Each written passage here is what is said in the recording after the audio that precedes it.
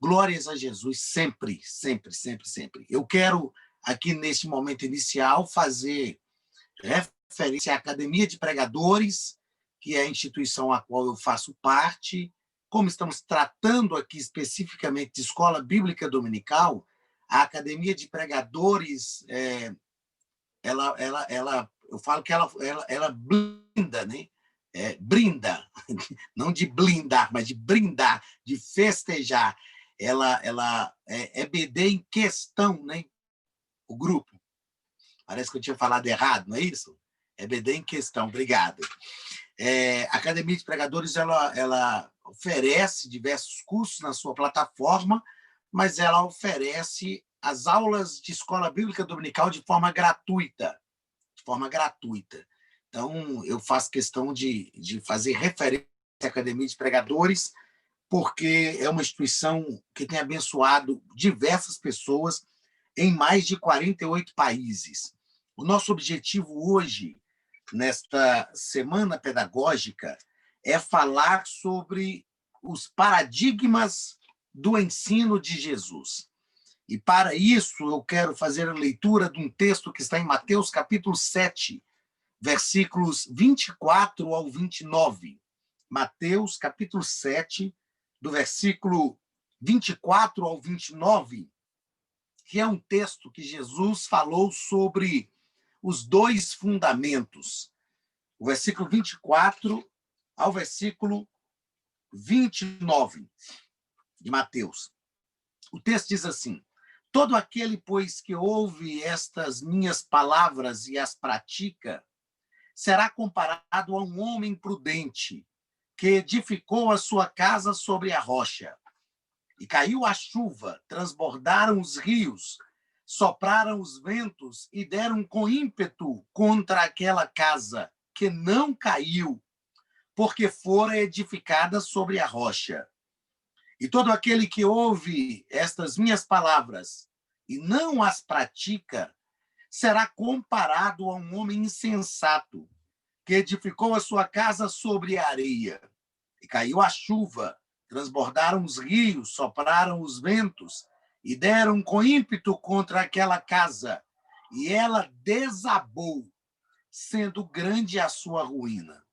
Quando Jesus acabou de proferir estas palavras, estavam as multidões maravilhadas da sua doutrina, porque ele as ensinava como quem tem autoridade, e não como os escribas.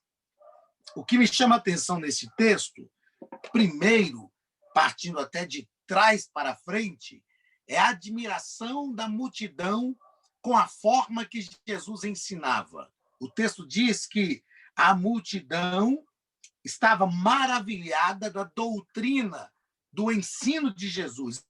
E diz o seguinte: ele ensinava como quem tem autoridade, e não como os escribas. É interessante o texto falar que Jesus não ensinava como os escribas, porque os escribas eram os doutores da lei, eram os mestres daquela época.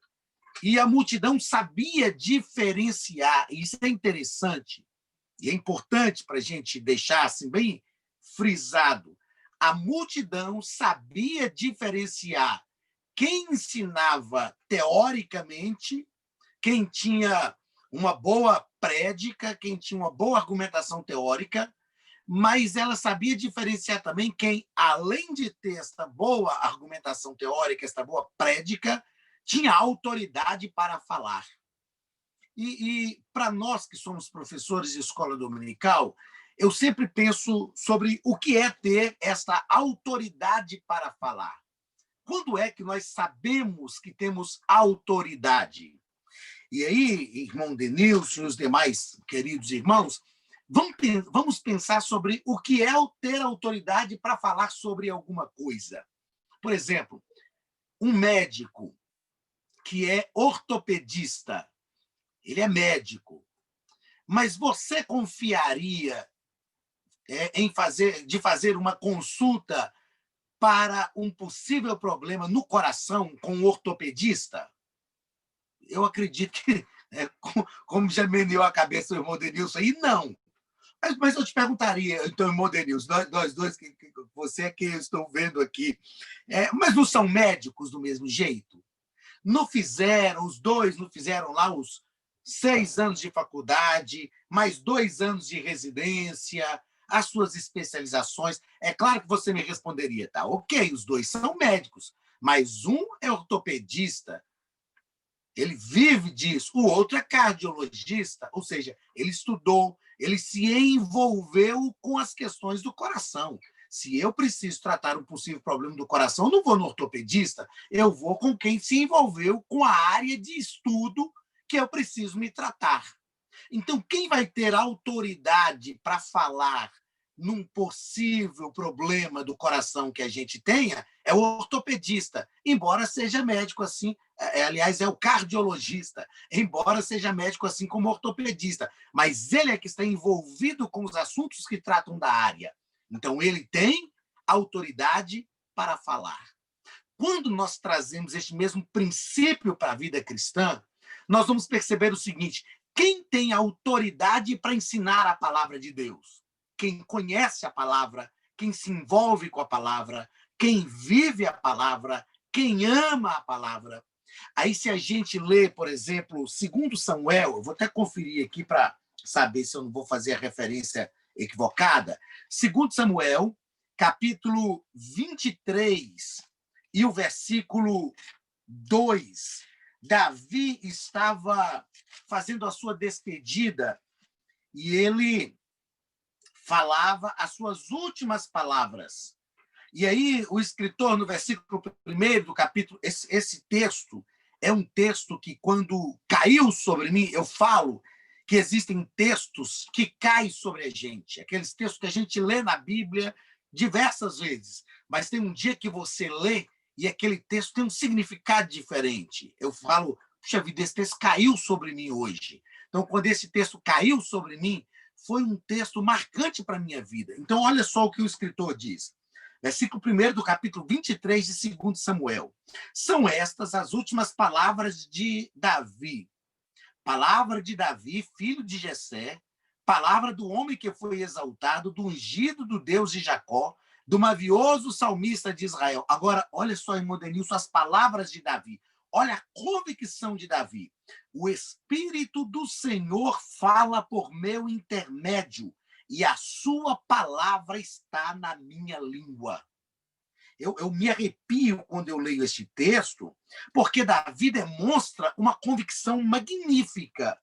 Isso aqui não é arrogância, isso aqui não é exaltação, isto é convicção de que Deus falava através da sua boca. Davi diz isso: o Espírito do Senhor fala por meu intermédio, e a sua palavra está na minha língua. Isto é ter autoridade para falar. Quem tem autoridade para ensinar a palavra de Deus? Quem? Aquela pessoa através da qual Deus fala. Então, como professores de escola dominical, para termos autoridade para falar, nós precisamos ter um relacionamento com Deus tão íntimo que nós tenhamos a convicção que Deus fala através da nossa boca, que a palavra de Deus está na nossa vida. Então, por que a multidão ouvia Jesus falar e se admirava, dizendo: ele não fala como os escribas, ele não fala como os doutores da lei, ele fala como quem tem autoridade. Que autoridade era esta? Era uma autoridade dada pelo próprio Pai, porque as palavras que Jesus falava eram palavras oriundas do próprio Pai. Então, a palavra de Deus está na nossa boca e a autoridade de Deus está sobre a nossa vida. E aí nós falamos com autoridade. Outra coisa que me chama a atenção no texto que lemos é que Jesus disse assim: todo aquele, pois, que ouve estas minhas palavras e as pratica, versículo 24. Depois do versículo 26, todo aquele que ouve estas minhas palavras e não as pratica. Então, Jesus está falando de duas coisas. Jesus está falando de uma só palavra que é ouvida por duas pessoas diferentes. Qual a diferença entre essas duas pessoas? Uma que pratica e a outra que não pratica. Então, o importante da palavra de Deus não está no ouvir, e Tiago nos ensina isso. Tiago diz, não sejais ouvintes, mas sejais também praticantes da palavra. Então, o que é importante na palavra é a prática que ela gera. Isso aqui, então, tem um princípio magnífico para a nossa vida como professores, como pregadores da palavra de Deus. Eu glorifico a Deus que Deus me chamou para o ensino, mas também para a pregação da palavra, e nós vamos tratar um pouco disso aqui hoje. Então, o que nós precisamos entender como professores e pregadores da palavra de Deus é que o importante não é a palavra que pregamos, mas é a prática que ela gera. Porque se a palavra não gerar uma prática, ela é inútil. A palavra de Deus, ela visa a prática. E nós vamos tratar disso aqui. Aí Jesus diz o seguinte, aquele que ouve as minhas palavras e a pratica é como o homem ouve a minha palavra, está no singular, e a pratica, é como o homem que edificou a sua casa sobre a rocha. Percebamos que tanto para o homem que edificou a casa sobre a rocha, quanto para o homem que edificou a casa sobre a areia, as adversidades são as mesmas. Versículo 25 e versículo 27 é uma cópia, com a diferença no final do versículo. Os dois textos diz, e caiu a chuva, transbordaram os rios, sopraram os ventos, deram com ímpeto contra aquela casa. Versículo 27. E caiu a chuva, transbordaram os rios, sopraram os ventos e deram com ímpeto contra aquela casa. Qual a diferença da casa do versículo 25 para o versículo 27? A do versículo 25 não caiu. A do versículo 27 caiu. Então, as adversidades, e é importante, muito importante, principalmente neste momento de segunda onda da pandemia, a gente falar disso, né? As adversidades que vêm sobre a nossa vida como servos de Deus são as mesmas adversidades que vêm sobre a vida de todo mundo. O importante é o resultado das adversidades. Se nós ouvirmos as palavras de Deus, praticarmos, as adversidades virão sobre nós e nós permaneceremos. Mas para aqueles que não praticam, as mesmas adversidades virão e trarão a ruína. É dentro dessa perspectiva de praticidade da palavra, é dentro dessa perspectiva de estar alicerçado na palavra, estar de pé por causa da palavra, que eu quero meditar com os irmãos sobre estes paradigmas do ensino de Jesus. É claro que é importante a gente tratar, já que eu dou aula de homilética, que é a arte de preparar e pregar sermões, então eu preciso, como eu oriento os alunos em sala de aula, falar sobre algo importante. O que é um paradigma? Paradigma é um princípio. Paradigma é um referencial. Paradigma é algo que está estabelecido que nós devemos seguir para alcançar objetivos. Isso é um paradigma. Então, nós vamos tratar sobre paradigmas do ensino de Jesus. Uma coisa que é importante falarmos dentro disso, antes mesmo de tratarmos sobre esses paradigmas, é que Jesus, não obstante Jesus determinar que os discípulos pregassem, porque quando nós lemos Marcos capítulo 16 e versículo 15, Jesus disse assim, o texto diz assim, e disse-lhes, ide por todo o mundo e pregai o evangelho a toda criatura. Jesus deixou uma ordem para a pregação, para a igreja pregar o evangelho. Mas em Mateus capítulo 28, versículos 19 e 20, Jesus deu uma ordem. Jesus, aproximando-se, falou-lhes dizendo, toda autoridade me foi dada nos céus e na terra. Olha o versículo 19. Ide, portanto, fazei discípulos de todas as nações, batizando-as em nome do Pai e do Filho e do Espírito Santo, ensinando-os a guardar todas as coisas que eu vos tenho ordenado. E eis que estou convosco todos os dias, até a consumação dos séculos. Então, pensemos o seguinte, Jesus aqui dá duas ordens distintas. A primeira ordem, que nós lemos em Mateus 16 e 15, Jesus diz, ide e pregai. Mas o texto de Mateus, Marcos 16 e 15, não é? O texto de Mateus 28, 19 e 20, nos diz o seguinte: Jesus disse, olha, vocês vão fazer discípulos de todas as nações. Quando nós olhamos para a vida de Jesus, para o ministério de Jesus, nós aprendemos que Jesus pregou a palavra, mas grande parte, ou quase que todo o ministério de Jesus, foi um ministério voltado para o discipulado, para fazer discípulos. É impossível fazer discípulos sem ensinar.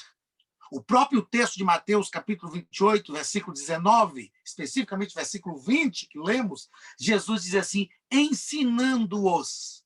Jesus disse, vocês vão fazer discípulos, e para que eles sejam discípulos, eles devem ser ensinados. Qual é o objetivo do mestre ao fazer um discípulo? Tornar o discípulo como ele é.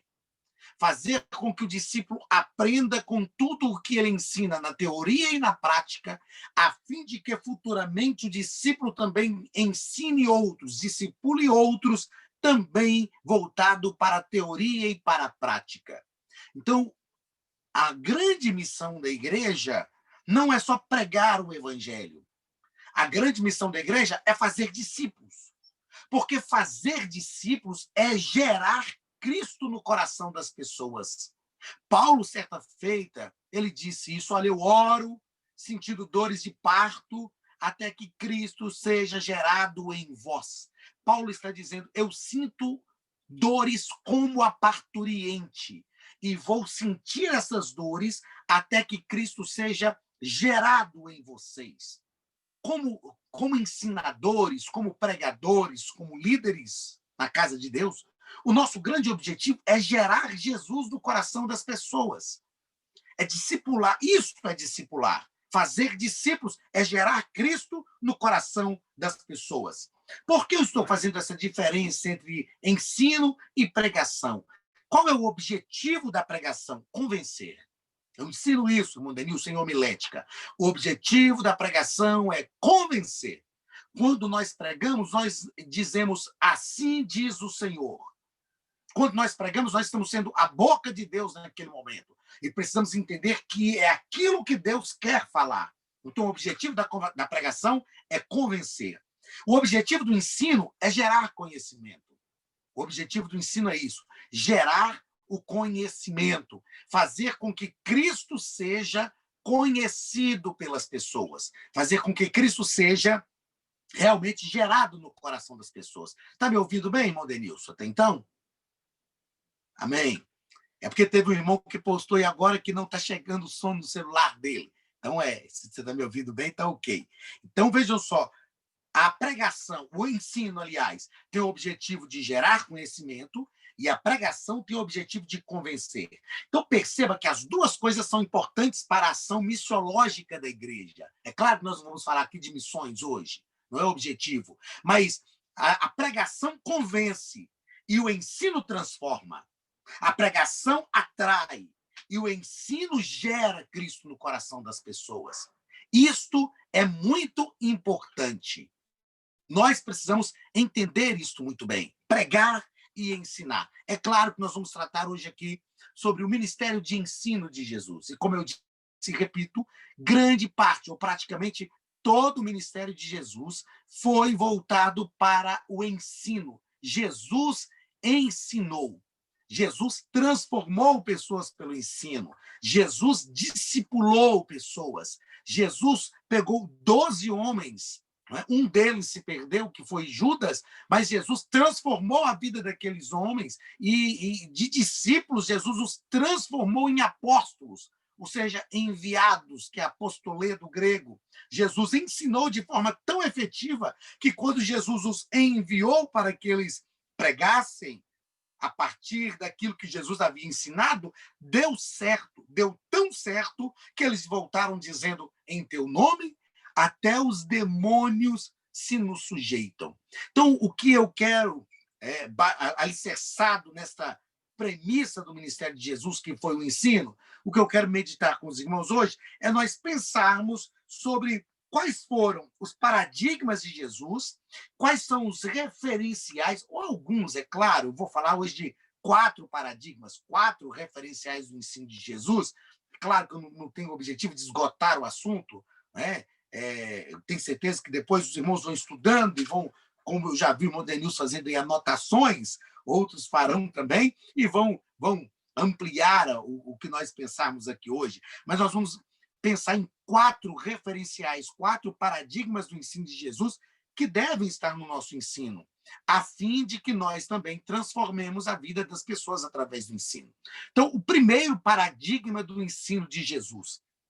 O ensino de Jesus era um ensino baseado no caráter. Este é o primeiro paradigma do ensino de Jesus. O ensino de Jesus era baseado no caráter. Baseado no caráter. Romanos, capítulo 2, do versículo 21 ao 24, diz assim: Tu, pois, que ensinas a outrem, não te ensinas a ti mesmo? Tu que pregas que não se deve furtar, furtas? Dizes que não deve cometer adultério e o cometes? Abomina os ídolos e lhes roubas os templos? Tu que te glorias na lei, desonras a Deus pela transgressão da lei? Pois, como está escrito, o nome de Deus é blasfemado entre os gentios por vossa causa. Perceba, meus queridos irmãos, que Paulo ele vai tratar duramente com aqueles que querem ensinar a palavra de Deus, mas não querem que esta palavra esteja alicerçada no caráter. O que é caráter? A palavra caráter tem ideia daquilo que é rígido. 2 coisas são importantes em nós: caráter e personalidade. O caráter é rígido. O caráter não muda. A personalidade é flexível. Por exemplo, neste momento aqui, eu estou como professor. A minha personalidade tem que me fazer entender isso. Mas existem momentos da minha vida que eu sou um profissional da minha área. Existem momentos, situações que eu sou esposo, situações que eu sou filho, situações que eu sou pai, situações que eu sou pastor. Existem situações que eu sou um motorista no trânsito, existem situações que eu sou um passageiro. Então, em cada situação dessa, a nossa personalidade vai nos flexibilizar para nós nos encaixarmos dentro dos requisitos daquela situação. Um erro que, às vezes, eu falo quando eu leciono para líderes, ensino líderes, um erro que muitos líderes cometem, por exemplo, é esquecer que, antes de ser pastor, em casa, nós somos pais. Então, em casa, eu tenho que ser mais pai do que pastor. Ah, mas eu não tenho que pastorear a vida dos meus filhos?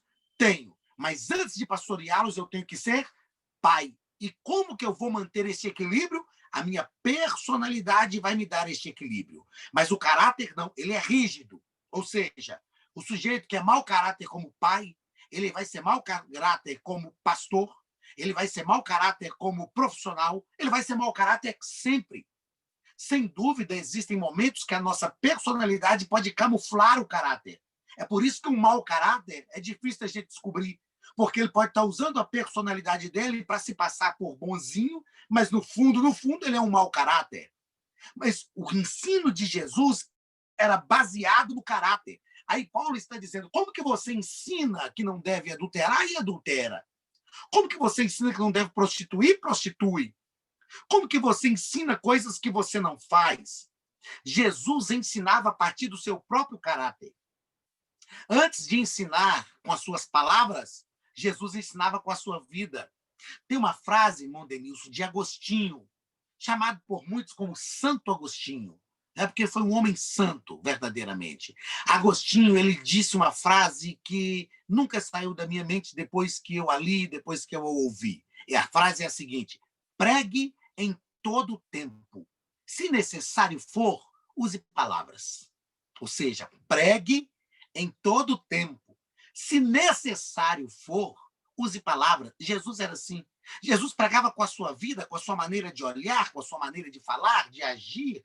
E Jesus, a própria presença de Jesus era uma pregação. Por quê? Porque o ensino de Jesus era baseado no caráter. Jesus era íntegro e ele vindicava essa integridade. Jesus era íntegro e ele convocava a todos para essa integridade. Olha o que nos diz Mateus, no capítulo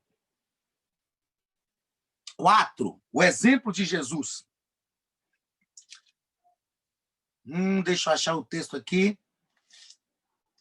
Não, esse texto é para um outro momento aqui.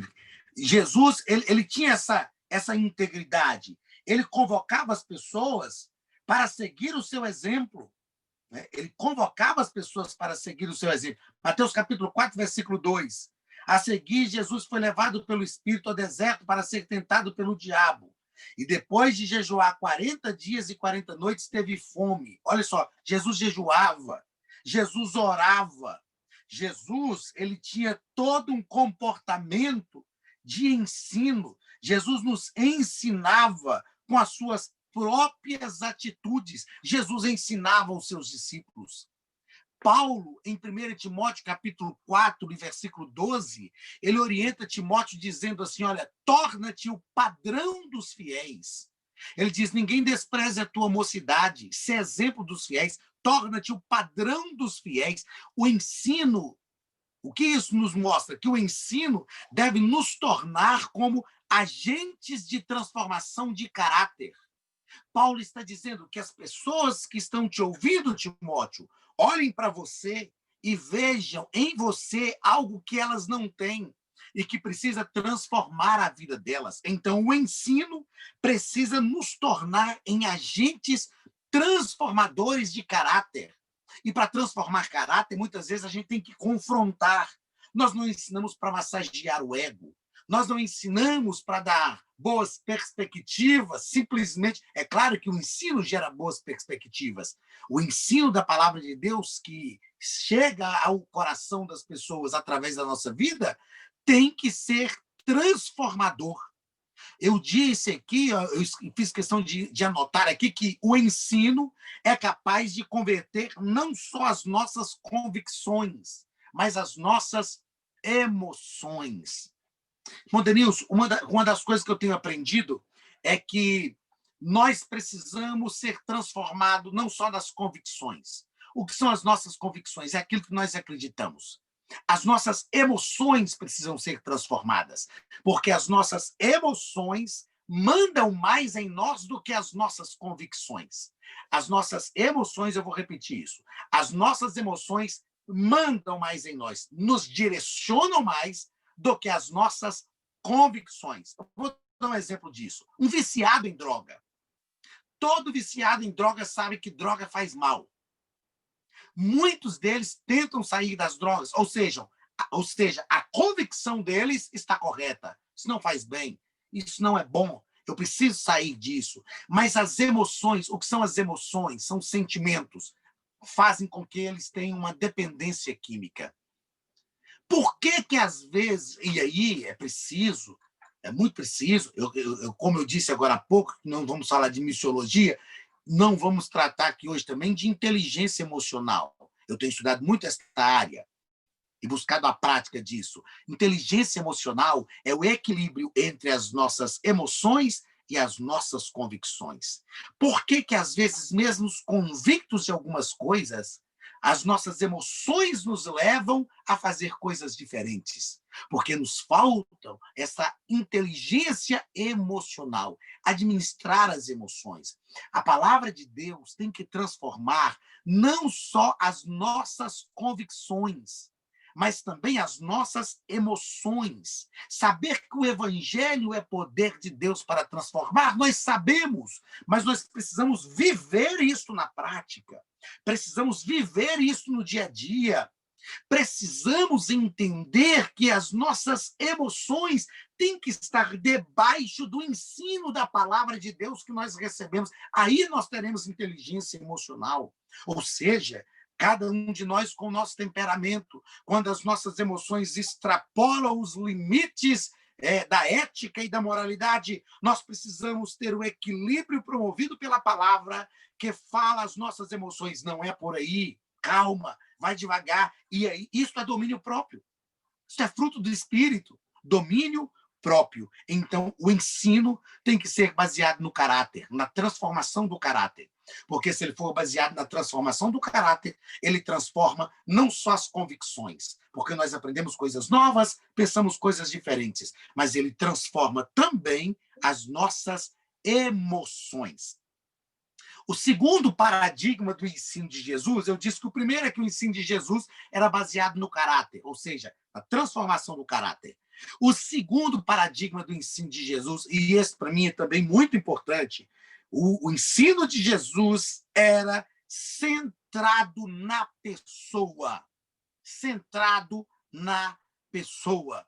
O que eu quero dizer com o ensino centrado na pessoa? Eu não estou falando de antropocentrismo. O que é o antropocentrismo? A palavra anthropos, no grego, é pessoa, né? É a pessoa no centro. E hoje nós vivemos um tempo de antropocentrismo, onde as pessoas querem estar no centro das atenções. Ou seja, não importa o que aconteça no mundo, o importante sou eu. Não, isso é antibíblico, isso é errado, é antiético, imoral. Não é? Quando eu digo que o ensino de Jesus era centrado na pessoa, eu estou dizendo que Jesus vislumbrava pessoas, via pessoas. Eu estou falando de espiritualidade cristã. O que é espiritualidade cristã? É viver a espiritualidade. Espiritualidade é o conjunto de princípios e práticas que regem a conduta do indivíduo que rege a conduta do indivíduo em relação ao sagrado. Quase que eu falo sobre ética, que rege a conduta do indivíduo dentro do grupo é ética. O que é espiritualidade? Repetindo, é o conjunto de princípios e práticas que rege a conduta do indivíduo em relação ao sagrado. É a maneira como nós nos envolvemos com Deus, no nosso caso, espiritualidade cristã. É a maneira como nós lidamos com o sagrado, com o transcendente. É a maneira como nós vivemos a vida espiritual, como nós nos relacionamos com Deus, com o Espírito Santo, com Cristo. Isso é espiritualidade cristã. O ensino de Jesus era centrado na pessoa. Jesus, ele não só transmitia conteúdo, Jesus visava pessoas, transformava pessoas. Por exemplo, a mulher samaritana, lá em João 4, Jesus transformou a vida dela. Era uma mulher de vida fácil. Era uma mulher que tinha vários maridos. Jesus chegou e mudou a vida dela. Olha para Zaqueu. Jesus entrou na casa de Zaqueu e disse: hoje veio salvação a esta casa. E outra coisa que Jesus disse, quando as pessoas olhavam ali e criticavam porque ele entrou na casa de publicano, Jesus disse assim: hoje veio salvação a esta casa porque ele também é filho de Abraão. Ou seja, ele pertence à mesma comunidade que vocês. Jesus sempre mudava a vida das pessoas. Jesus sempre mudava o contexto social das pessoas que chegavam perto dele. Olha Bartimeu, que estava lá à beira da estrada em Jericó, que não era cego de nascença, mas estava lá mendigando. Jesus chegou e mudou a vida dele. Olha o endemoniado gadareno, que a família já tinha abandonado. Aí Jesus libertou aquele homem, ele falou: eu quero te seguir. Jesus falou: não, volta para os seus. Eu arrepio com isso, porque Jesus disse assim: volta para os seus e conta para eles o que foi feito por você. Ou seja, aqueles que te desprezavam vão ver agora que você não vão ver que você não é mais desprezível. Aqueles que tinham medo de você vão perceber que você não mete mais medo nas pessoas, porque agora você foi liberto, você foi transformado. Isso é uma mudança social. Jesus muda, e isso ocorre até hoje. Quantas pessoas que encontraram Jesus e viviam embriagadas, eram ébrios, jogados pela sarjeta.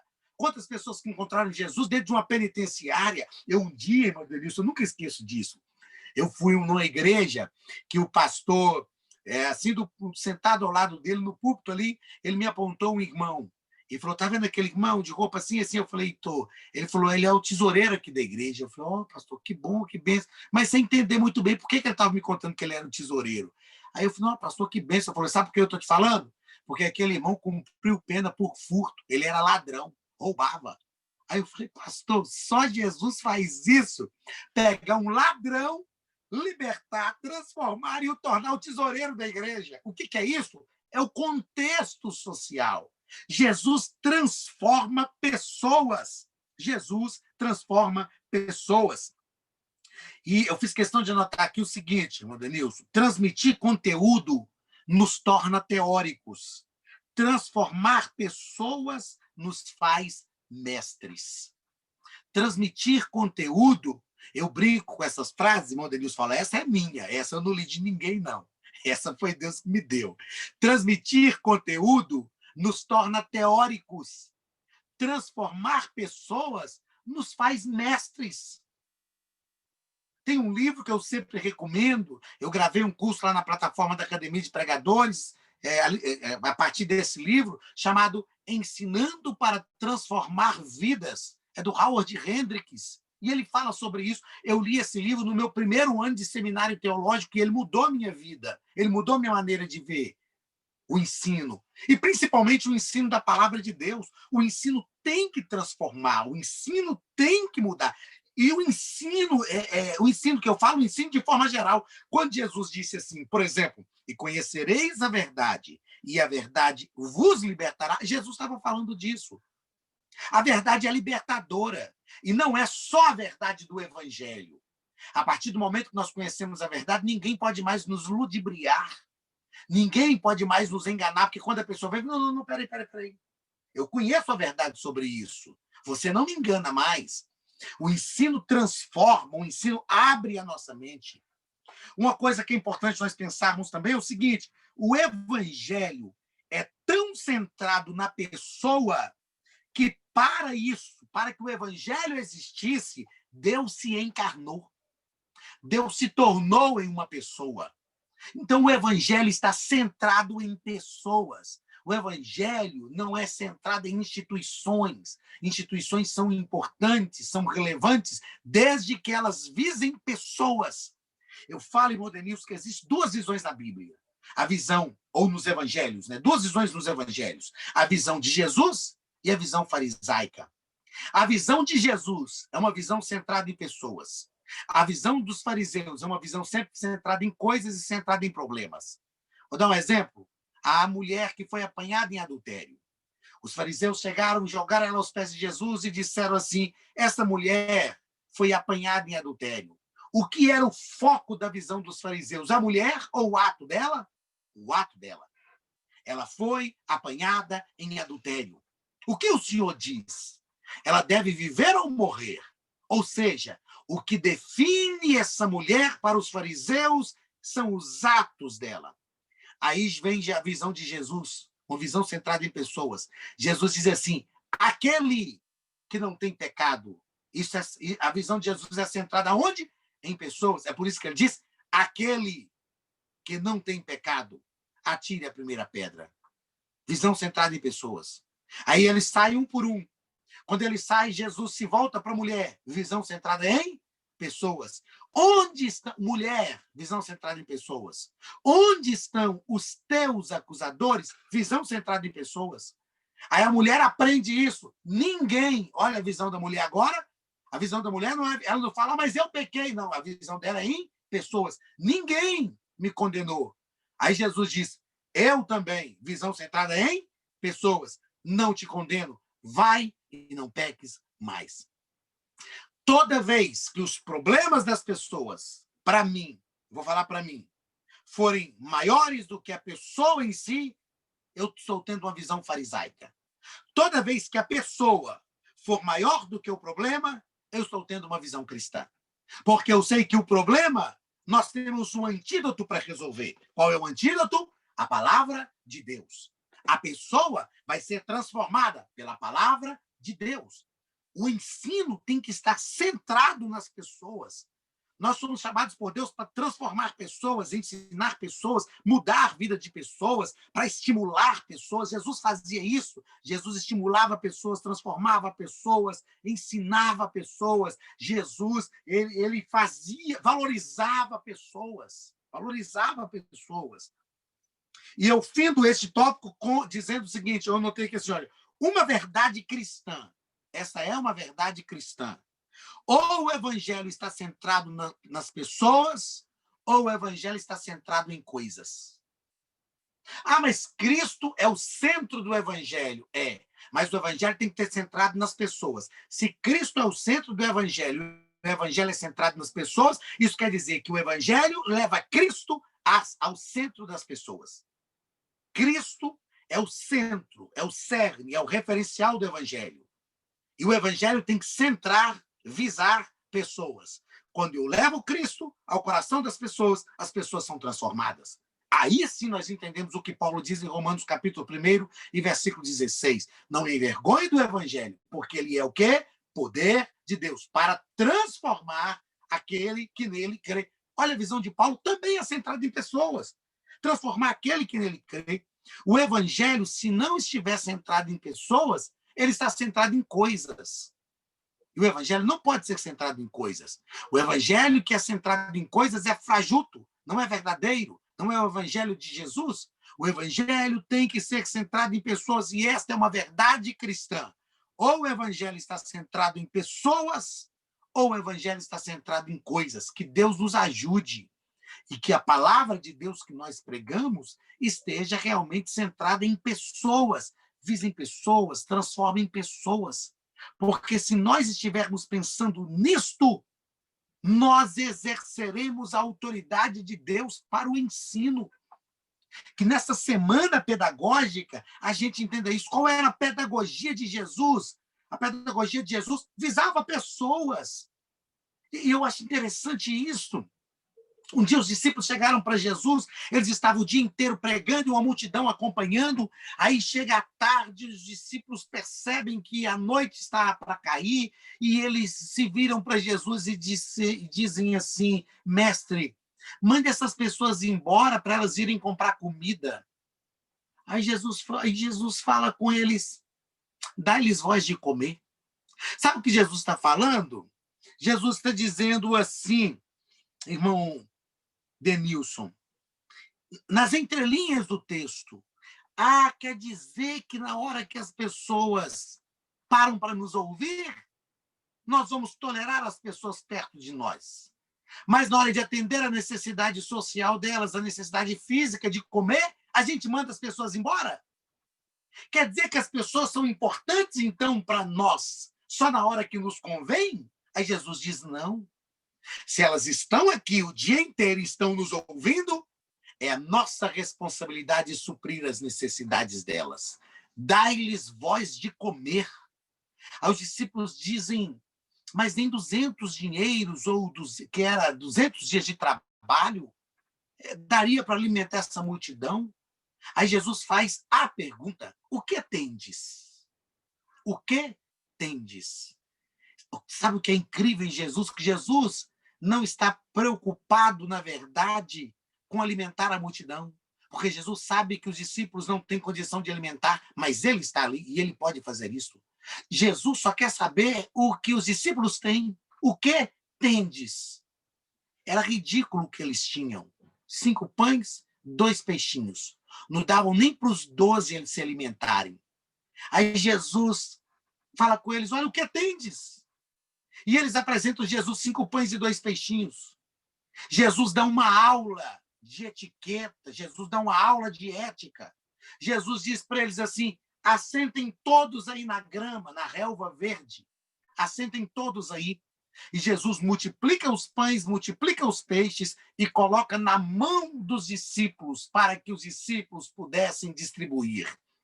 O que Jesus está nos ensinando é que o pouco que nós temos nas mãos de Jesus é capaz de alimentar a multidão inteira e ainda sobrar 12 cestos. Às vezes nós temos medo de centrar o evangelho em pessoas, porque a gente pensa, mas nós não vamos conseguir suprir a necessidade dessas pessoas. Nós não vamos conseguir dar a essas pessoas o que elas necessitam. Isso é muito para a gente. Aí a pergunta de Jesus é a mesma. O que tendes? Jesus não está perguntando se a multidão é grande. Jesus não está perguntando se as nossas condições são poucas ou não. Jesus está perguntando assim, o que tendes? Jesus está falando, coloque o que vocês têm na minha mão, que vocês vão ver que vai dar para alimentar todo mundo. O problema é que a gente não quer entender isso às vezes, ou tem dificuldade de entender. Aí a gente vê as limitações e sabe que não pode suprir a necessidade da multidão. E a gente esquece que Jesus está ali. Outra coisa, a multidão está ali por causa de quem? Por nossa causa? Não, a multidão está ali por causa de Jesus. Então, quem vai suprir a necessidade da multidão? É Jesus. Mas quem é que Jesus vai usar para suprir a necessidade da multidão? Cada um de nós. Aí Jesus fala, o que vocês têm, Senhor? A gente está até com vergonha. Eu leio a Bíblia assim, meu Denis. Eu imagino os discípulos, mas, Senhor, oh, me desculpe, a gente está aqui envergonhado, a gente já procurou, olhou, não sabe o que fazer. A gente só tem 5 pães e 2 peixinhos. Talvez se fosse eu, como líder, para não falar nenhum dos irmãos que estão conosco, eu diria, vocês têm vergonha não, gente. Vocês não têm vergonha. Cadê Judas? Chama Judas lá. Cadê o dinheiro da bolsa dos apóstolos? Não, mas Jesus não faz isso. Jesus não repreende. Jesus dá uma aula. Jesus não repreende os discípulos porque apresentaram aquilo que não dava nem para 2 deles comer. Jesus não repreende os discípulos. Jesus, muito pelo contrário, Jesus é ético com eles. Jesus diz assim, eu vou multiplicar. Mas quem vai alimentar a multidão? Vocês. Por que eles entregam o alimento para a multidão? Porque Jesus tinha dito a eles anteriormente, dai-lhes voz de comer. Jesus não vai voltar atrás. Jesus vai continuar dizendo, quem tem que alimentar a multidão são vocês. Irmão Denilson, Jesus sempre vai falar assim, Denilson, é você que tem que alimentar a multidão. O Anderson, é você que tem que alimentar a multidão. Aí a gente vai falar, Senhor, mas eu tenho pouco. Ele fala, então me dá aqui que eu vou multiplicar. Vou voltar para a sua mão para que você tenha o suficiente para alimentar todo o povo. A cada um de nós, a cada um dos nossos irmãos professores de escola dominical que estão nos ouvindo, que estão me ouvindo nessa hora, receba essa palavra como uma palavra profética para a sua vida. Você é quem tem que alimentar a multidão. Jesus não vai tomar essa honra que pertence a você. Ele vai multiplicar e colocar na sua mão. E vai falar, agora alimenta. Aí você vai alimentar a multidão, nós alimentamos a multidão, e tem gente da multidão que não entende isso e fala, oh, pastor, que boa, essa palavra que o senhor trouxe a nós, mas eu tenho que entender o seguinte, glórias a Jesus, porque eu só tenho, porque ele me deu. Eu só tenho porque eu coloquei nas mãos de Jesus, e Jesus multiplicou de forma suficiente para alimentar a multidão inteira e ainda sobrar 12 cestos. Então, o ensino de Jesus era centrado na pessoa. Nós não podemos esquecer isso. Eu vou repetir. O ensino de Jesus era centrado na pessoa. E não importa se a pessoa era uma prostituta, não importa se a pessoa era um cego, não importa se era um publicano rejeitado pela sociedade, não importa se era um leproso de Marcos capítulo 4, Jesus se aproximava. Não importa se era um endemoniado gadareno, não importa se era uma mulher samaritana. Não importa, Jesus quebrava paradigmas. Os discípulos diziam, nós não podemos passar por Samaria. Jesus dizia, mas nós vamos lá. Os discípulos, a lei dizia, não se pode tocar num leproso. Não se pode tocar num leproso. Jesus dizia, mas eu vou tocar. Porque a lei fala que não pode tocar, porque a lei não pode limpar, purificar o leproso. Mas eu posso tocar porque eu purifico. Então Jesus tocava. E é isso que nós precisamos entender. Jesus não era... O ministério de Jesus, o ensino de Jesus, não era centrado só em pessoas limpas, cheirosas, ricas, abastadas. O ministério de Jesus e a vida e o ensino de Jesus não era centrado só em pessoas que podiam dar uma festa para ele, que é uma prova disso. Jesus estava na casa de Simão. Simão deu uma festa para Jesus, mas de repente chega uma mulher, quebra um vaso de alabastro com um unguento de nardo puro e rouba a atenção na festa.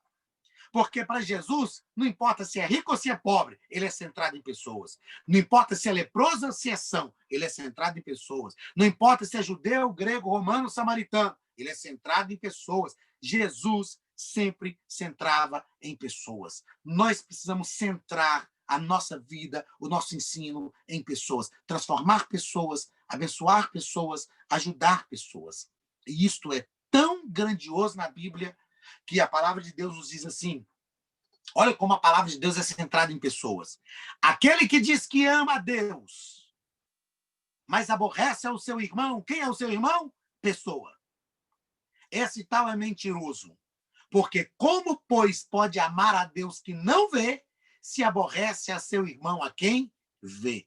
Então, como é que nós declaramos verdadeiramente o nosso amor a Deus? Através de um evangelho centrado em pessoas. Quer um outro texto bíblico? Quando Jesus perguntou para Pedro, Pedro, tu me amas? Ele diz, eu te amo, Senhor, apacenta as minhas ovelhas. Pedro, tu me amas? Sim, Senhor, tu sabes que eu te amo. Apacenta os meus cordeirinhos. Pedro, tu me amas? Senhor, tu sabes de todas as coisas, tu sabes que eu te amo. Apacenta as minhas ovelhas. Como é que nós declaramos, como nós provamos o nosso amor a Deus? Pastoreando as ovelhas. E quem são as ovelhas do Senhor? Pessoas. Simplesmente pessoas. Uma vez um pastor falou assim para mim, irmão Denilson, eu amo pastorear, mas o difícil são as pessoas. Você quer pastorear o quê? Quer pastorear banco, pastorear cadeira, pastorear animais? Como que ama pastorear, mas o difícil são pessoas? Nós pastoreamos pessoas. Então, que fique para nós essa pergunta de Jesus para Pedro. Pedro, tu me amas? Sim, Senhor, eu te amo. Então apacenta as minhas ovelhas. Como nós verdadeiramente provamos o nosso amor a Deus? Apacentando as suas ovelhas, que são pessoas. Olha, eu disse em primeiro lugar que o ensino de Jesus era baseado no caráter. Em segundo lugar, centrado na pessoa. E em terceiro lugar, o ensino de Jesus era firmado na prática. Firmado na prática. Para mim, o texto, eu não vou ler todo o texto, mas para mim, o texto mais magnífico, é claro que toda a vida de Jesus foi um ensino prático, mas o texto mais magnífico desse ensino prático de Jesus é João capítulo 13, versículos 12 ao versículo 15, quando Jesus lavou os pés dos discípulos. Jesus lavou os pés, os discípulos estavam numa sala, todos assentados. Jesus estava ali celebrando a Páscoa com os discípulos. Nessa última Páscoa, nesse momento dessa última Páscoa, Jesus instituiu a ceia do Senhor. E, de repente, Jesus sai. Eles estão ali comendo pão, tomando um cálice de vinho, que eram 4 cálices que eram servidos na Páscoa. Aí Jesus sai, os discípulos ficam ali conversando. Aí, de repente, Jesus volta, entra na sala. Eu imagino a cena, os discípulos todos olham para Jesus, e quando eles olham para Jesus, Jesus estava com uma bacia de água na mão, e com a toalha jogada no ombro. Quando os discípulos olham para Jesus, a visão que eles têm ali não é só do mestre. A visão que eles têm é de um escravo. Por quê? Porque aquela atitude, aquele comportamento, era o comportamento de um escravo. Quando chegava alguém, um convidado na casa, o escravo pegava uma bacia de água, uma toalha jogada no ombro, se abaixava, sentava o convidado, se abaixava. Ele tinha um banquinho que chamava escabelo, o convidado colocava o pé naquele banquinho, no escabelo. É por isso que a Bíblia diz que em breve o Deus de paz esmagará, colocará os seus inimigos por escabelo dos seus pés. E aí o escravo abaixava e lavava os pés daquele convidado. Quando os discípulos olham para Jesus, eles não estão vendo o mestre agora. Eles estão vendo o mestre, mas na figura de um escravo. E aí Jesus começa a lavar os pés dos discípulos. É interessante que Jesus lava os pés de Judas também. Isso é magnífico. Jesus lava os pés de Judas. Eu ensino sobre a ceia, e é possível compreendermos pelo texto bíblico que Judas não participou da ceia do Senhor, que era o último cálice da Páscoa, através do qual Jesus instituiu a ceia do Senhor. Judas não participou da ceia do Senhor. Mas Judas estava ali naquele momento ainda. Porque na Páscoa era servido 4 cálices, então Jesus está lavando os pés dos discípulos entre o primeiro, o segundo e o terceiro cálice ali. No último cálice foi que Jesus instituiu a ceia, e ali tem toda uma situação narrada nos evangelhos que a gente consegue perceber que Judas sai sem participar da ceia. Mas Jesus lavou os pés de Judas. E aí, quando chegou para Pedro, Pedro falou, não, os meus pés são no lavo e tal. Então, enfim, Jesus falou, se eu não lavar os seus pés, você não tem parte comigo. Ele falou, então lava o corpo inteiro. Jesus falou, não precisa, você já está limpo pela palavra que eu tenho falado, você só precisa lavar os pés. E aí, depois de tudo aquilo, Jesus falou assim, vocês entenderam o que eu fiz para vocês? Olha, Jesus está dando uma aula de prática. Jesus tem um ensino magnífico, naquele momento que está lavando os pés, sem usar uma palavra prática. Aí eu imagino os discípulos se olhando, tipo assim, o que ele quer que a gente entenda? Ele fala, da mesma maneira como eu fiz com vocês, vocês devem fazer uns com os outros. Aí, na cabeça dos discípulos, eles pensam assim, então, diante desses aqui que estão conosco, a gente tem que se colocar numa situação de servo, de escravo. Peraí, nós não estamos sendo treinados por Jesus para ser discípulos dele, para ser apóstolos, não é para a gente liderar? A gente não é o colégio apostólico, nós não somos os comissionados por Jesus, ele não está nos treinando para ser líder. Aí Jesus responderia, eu estou treinando vocês para ser líderes, mas vocês têm que, como líderes, o verdadeiro líder só é líder verdadeiramente. Eu vou falar assim, com várias redundâncias de propósito. O verdadeiro líder só é líder verdadeiramente quando ele for um verdadeiro servo. Essa frase eu preciso até notar que essa eu não tinha dito ainda.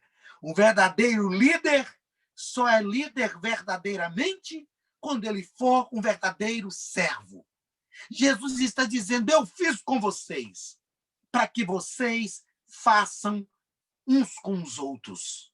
Aí Jesus diz assim, se eu, sendo mestre, vos dei o exemplo, muito mais vós. Jesus ensinava com a prática. Tudo que Jesus fazia também era voltado para a prática. O que Jesus queria era levar os discípulos à prática. Jesus não queria formar doutores em divindade, PhDs, pós-doutores em divindades, PhDs em divindade. Não, não era isso.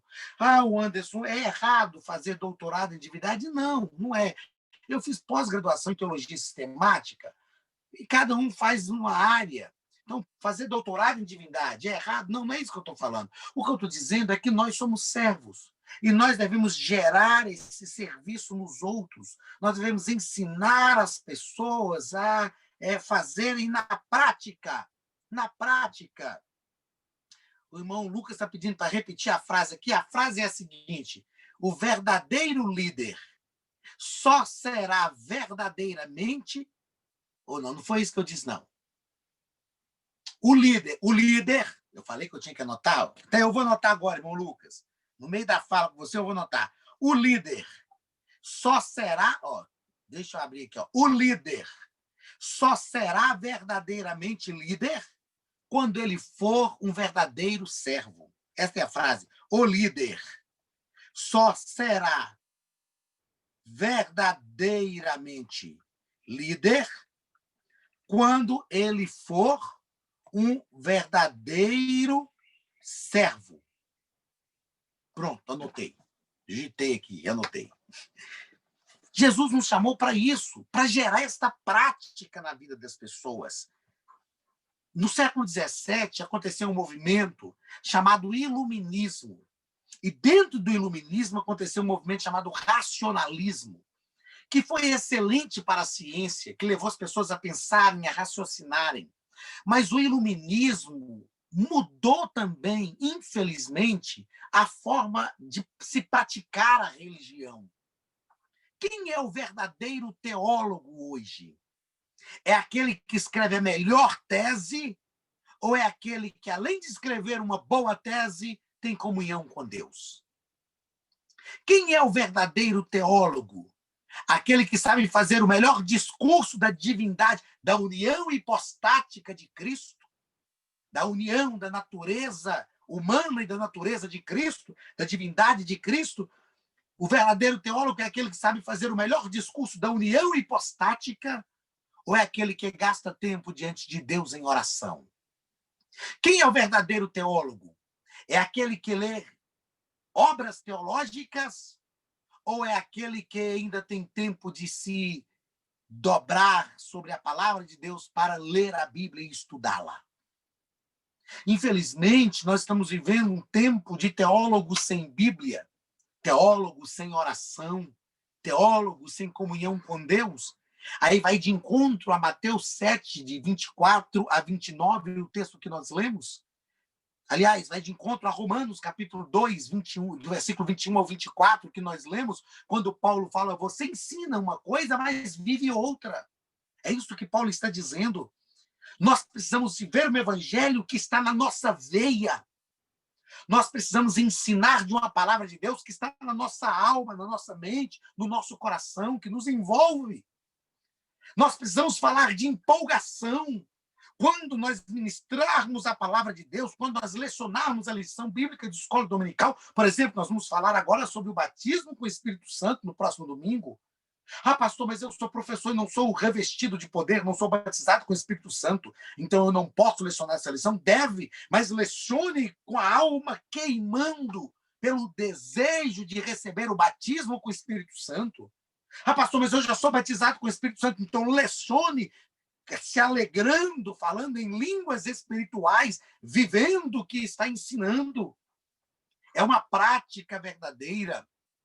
O que nós estamos precisando é realmente de vivermos na prática aquilo que ensinamos na teoria. E Jesus era assim. O ensino de Jesus era firmado na prática. Jesus ensinou, os discípulos disse, agora é hora de praticar. Vocês vão de 2 em 2. Os discípulos foram praticar o que Jesus ensinou, e Jesus era tão voltado para a prática, e o ensino foi tão efetivo que eles voltaram dizendo, em teu nome até os demônios se nos sujeitam. Deu tão certo o ensino prático, eles praticaram o ensino teórico, deu tão certo na prática, que eles voltaram dizendo, até os demônios se nos sujeitam. Isso é ensino bíblico, isso é ensino teológico, isso é ensino da palavra de Deus. Então vamos lá para o nosso último paradigma. Eu disse que o primeiro paradigma de Jesus é que o ensino de Jesus era baseado no caráter. O segundo, centrado na pessoa. O terceiro, firmado na prática. O quarto paradigma do ensino de Jesus era fixado na preparação e no aprendizado. Fixado na preparação e no aprendizado. É incrível como o próprio Cristo aprendeu, como o próprio Jesus encarnado aprendeu. O escritor aos Hebreus, no capítulo 1, versículo 35, carta aos Hebreus, desculpa, não é versículo 35, carta aos Hebreus, eu errei alguma coisa na hora de digitar aqui, ó. Desculpa, é Hebreus capítulo 5 e versículo 8. Hebreus, capítulo 5 e versículo 8. O texto vai nos dizer o seguinte: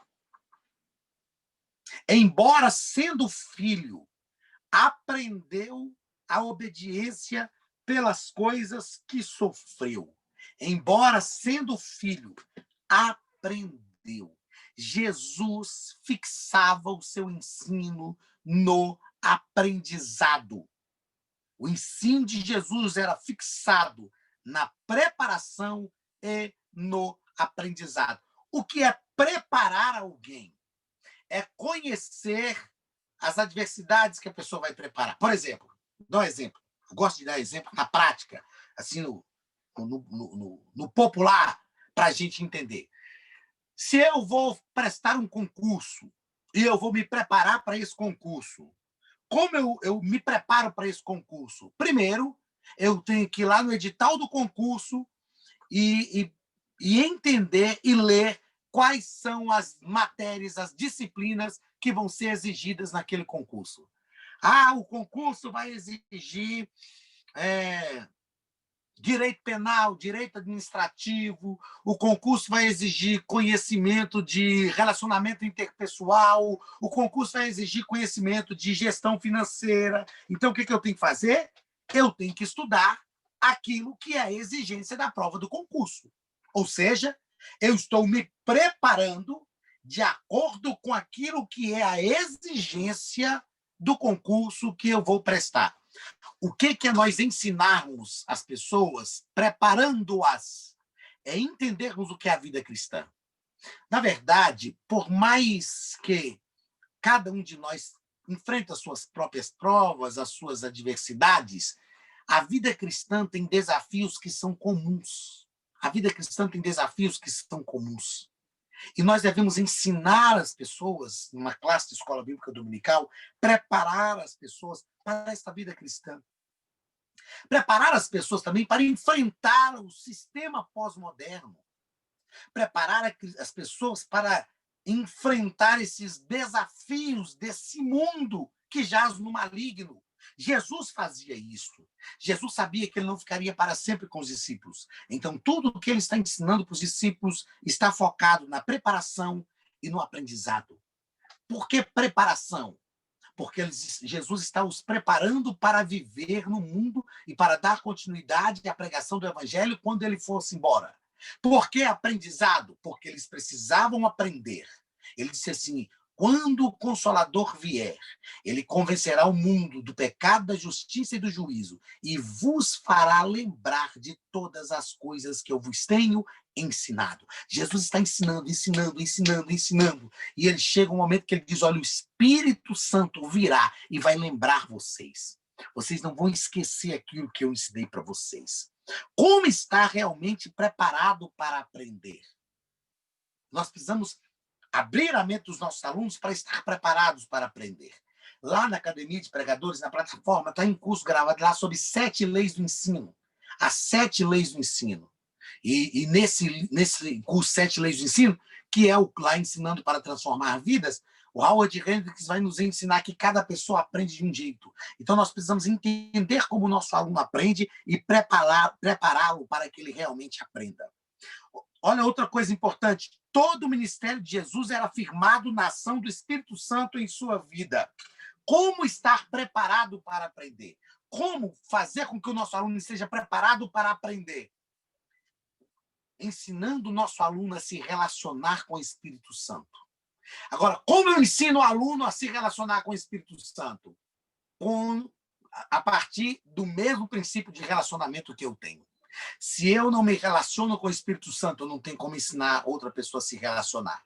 Porque tudo aquilo que nós ensinarmos ao nosso aluno, se não for a ação do Espírito Santo na vida dele, ele vai esquecer. Ele vai esquecer. O Anderson, mas por que vai esquecer? Porque Jesus disse que vai. Mas Jesus falou? Falou. O Espírito Santo vos fará lembrar de todas as coisas que eu vos tenho dito. Ou seja, se é o Espírito Santo quem faz lembrar, sem o Espírito Santo, nós esquecemos. É algo lógico. Se é o Espírito Santo que nos faz lembrar, sem a ação do Espírito, nós esquecemos. A vida de Jesus, nesse quesito, foi totalmente envolvida pelo Espírito Santo. Primeiro, o Espírito Santo gerou Jesus no ventre de Maria. Lucas, capítulo 1 e versículo 35. Nós aprendemos isso. O Espírito gerou Jesus no ventre de Maria. Lucas narra, quando o anjo foi falar com Maria que ela ficaria grávida, ela falou: como pode ser isso se eu não conheço o varão?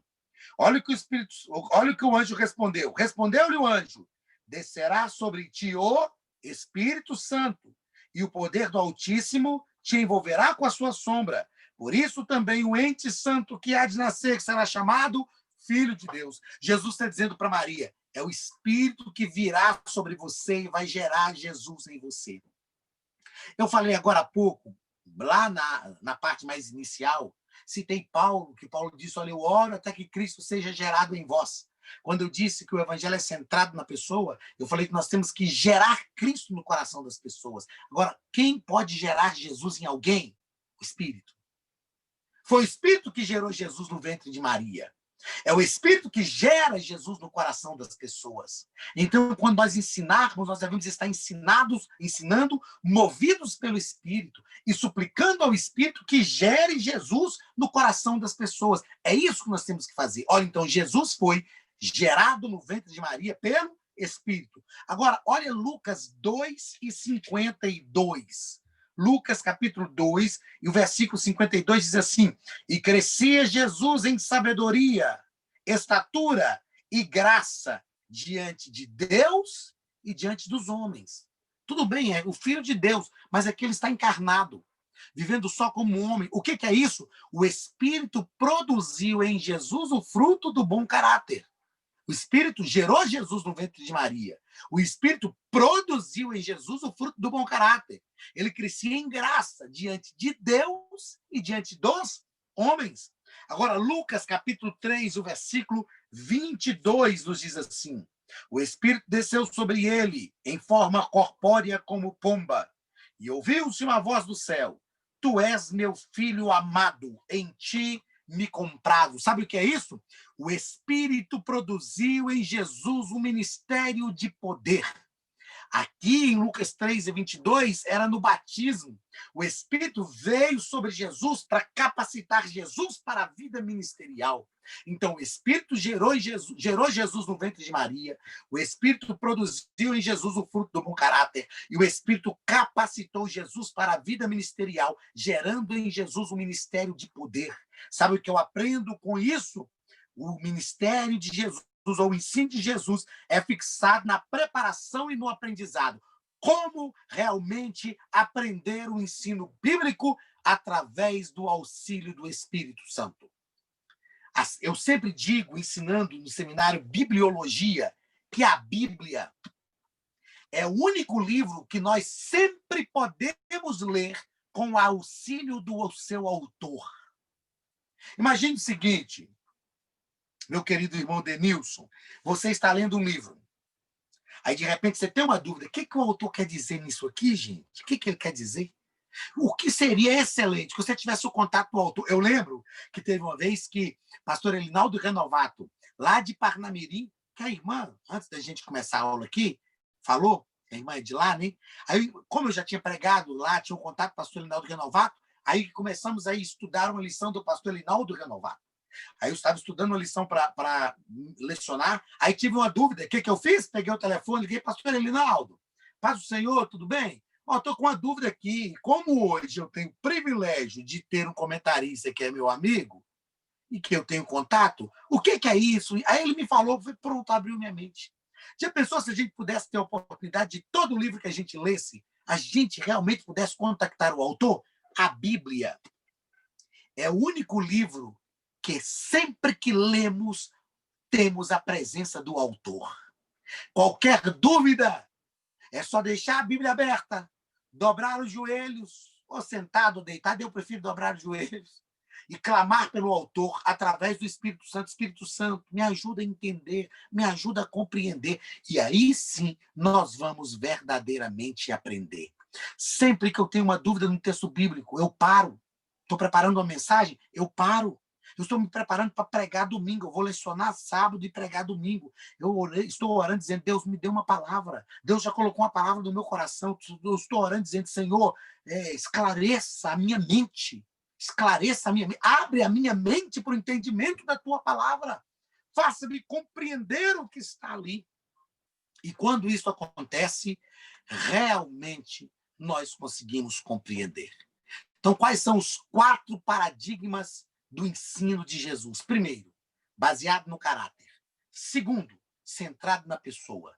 Terceiro, firmado na prática. E quarto, fixado na preparação e no aprendizado. Eu encerro a minha fala, meu querido irmão Denilson, com uma frase de John Stott. John Stott, que é um teólogo que eu gosto muito. John Stott escreveu um livro chamado Crer é Também Pensar. Um livreto fininho. Eu sugiro que todos leiam. Crer é também pensar. Ele fala o seguinte nesse livro: a nossa fé não é irracional, mas é preciso ter um ponto de contato entre a fé e a razão. É claro que, aliás, a nossa fé não é racional, mas é preciso ter um ponto de contato entre a fé e a razão. A nossa fé está firmada em Deus, que está além da razão. Mas ele disse algo importante. E ele fala que o que deve gerar esse equilíbrio entre a fé e a razão é o conhecimento bíblico. Aí John Stott disse assim: o conhecimento bíblico deve produzir 4 coisas. Primeira coisa que o conhecimento bíblico deve conduzir, ele deve conduzir, não é produzir, ele deve nos conduzir. Onde o conhecimento bíblico deve nos conduzir? Primeiro, conduzir à adoração. O conhecimento bíblico que não conduz à adoração não é conhecimento bíblico verdadeiro. Acima de tudo, acima do nosso ministério de pregação, de ensino, ministério de louvor, acima de tudo, o conhecimento bíblico tem que nos conduzir à adoração. Segundo, o conhecimento bíblico tem que nos conduzir à fé. Crer. Sem fé é impossível adorar a Deus. Terceiro, o conhecimento bíblico deve conduzir à santidade. santidade. Deus de Israel, que é o nosso Deus, disse: sede santo, porque eu sou santo. E quarto, o conhecimento bíblico deve conduzir, sobretudo, ao amor. Amar a Deus sobre todas as coisas e amar ao próximo como a nós mesmos. Agora, sabe o que me chama a atenção? E o que eu entendi nesses 4 destinos, não 4, mas um só destino, né? Ou 4 destinos em um só caminho, 4 coisas em um só caminho. Quando o conhecimento bíblico nos conduz à adoração, isso quer dizer que nós reconhecemos a Deus como o Senhor da nossa vida. Quando o conhecimento bíblico nos conduz à fé, isso quer dizer que a nossa confiança está no Senhor, a nossa fé está em Deus. Então, reconhecimento e confiança. Quando o conhecimento bíblico nos conduz à santidade, isso quer dizer que nós estamos buscando a semelhança de Deus para a nossa vida, a santidade de Deus sobre nós. Quando eu sou santificado por Deus, a semelhança de Deus é o retorno ao Éden.